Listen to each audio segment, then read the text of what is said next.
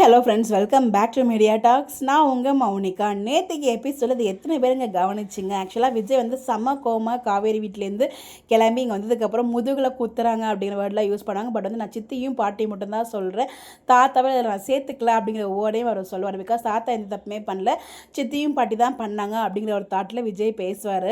அப்போ தாத்தா வந்து விட்டுட்டாங்களே, நம்மளை மட்டும் வந்து இப்படி பேசுகிறானே விஜய் அப்படின்னு சொல்லிட்டு பாட்டி ஒரு மாதிரி பார்த்தீங்கன்னா ஒரு மாதிரி செல்ஃபிஷாக இருந்து யோசிச்சு, ஏன் அவருக்கு தான் தெரியுமே நாங்கள் டிவோர்ஸ் வாங்கும்போது அவர் தான் பக்கத்தில் உட்காந்தார், ஒன்றுமே சொல்லவே இல்லையே, டிவோர்ஸ் லாயர் வரும்போது அவர் வீட்டில் தான் இருந்தார், ஏதாவது பண்ணிட்டு போங்க தானே அவர் சொல்லிட்டு போனார் அப்படிங்கிற மாதிரி முழுசாக கோத்துட்டாங்க தாத்தாவை. பட் அங்கே தாத்தா பண்ண தப்பு தான்.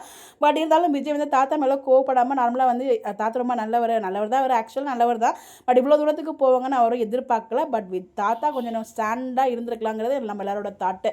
ஏன்னா நம்ம ரொம்ப நம்பினது தாத்தாவை தான். என்ன பண்ணாலும் கண்டிப்பாக பாட்டி வந்து அவங்க அடக்கி வச்சுருந்தாங்கன்னா நல்லா இருந்திருக்கும். பட் வந்து இப்படி தான் கொண்டு போகணும்னு டீம் முடிவு பண்ணாலும் எதுவும் பண்ண முடியாது. பட் தாத்தா கேட்ட ரொம்ப டேமேஜ் பண்ணல, அது வரைக்கும் ரொம்ப ஹாப்பி. தாத்தா வந்து நல்லவர், அது தாத்தா வந்து அது மாதிரி பண்ணியிருக்க மாட்டார். சித்தியும் பாட்டி தான் அந்த கோத்து வந்து பேசிகிட்டு இருக்கும்போது எப்படி அவர் மட்டும் விட்டுட்டாங்க பேரன் அப்படின்னு சொல்லிட்டு நல்லா கோத்து விடுவாங்க. அவருக்கு தான் எல்லாமே தெரியும் அப்படின்னு சொல்லிட்டு. அப்போ பாருங்கள் எந்த அளவுக்கு சுயநலமாக இருக்காங்க பாட்டி அப்படின்னு தான் எனக்கு தோணுச்சு. இது எத்தனை பேர் நோட் பண்ணிங்கிறத சொல்லுங்கள். நம்ம மட்டும் மாட்டிக்கிட்டோமே பேரன்கிட்ட அப்படின்னு சொல்லிட்டு.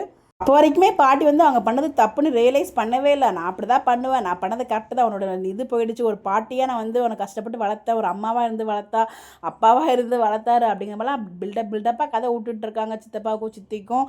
அதுக்கப்புறம் வந்து பார்த்தீங்கன்னா கடைசியில் விஜய் வந்து எந்த அளவுக்கு வந்து காவேரியை லவ் பண்ணுறாங்கன்னு அவங்க புரிஞ்சிக்கவே இல்லை. ஸோ வந்து பார்த்திங்கன்னா அவங்க பண்ணது கரெக்ட் அப்படிங்கிற மாதிரி தான் ஆர்குமெண்ட் பண்ணிட்டு இருக்காங்க. பட் விஜய் வந்து ரொம்ப ஸ்ட்ராங்காக எனக்கு காவேரி தான் வேணும்னு சொல்லிட்டு அங்கேருந்து கிளம்புறாரு. அதுதான் வந்து எனக்கு தெரிஞ்சு நாளைக்கு ப்ரோமோ இல்லை மண்டே எபிசோட் எல்லாம் காசு ஆகும். பட் நாளைக்கு அப்புறமா எனக்கு தெரிஞ்ச ஒரு ஸ்பெஷல் ப்ரோமோவாக இருக்கும். நான் ரொம்ப இதாக வெயிட் பண்ணிட்டு இருக்கேன், ரொம்ப கனவும் காண்டிட்டு இருக்கேன். தெரியல என்ன நடக்குது, வெயிட் பண்ணி தான் பார்க்கணும். ரொம்ப கனவு காண வேண்டாம், கோ வித் ஃப்ளோவில் போவோம்.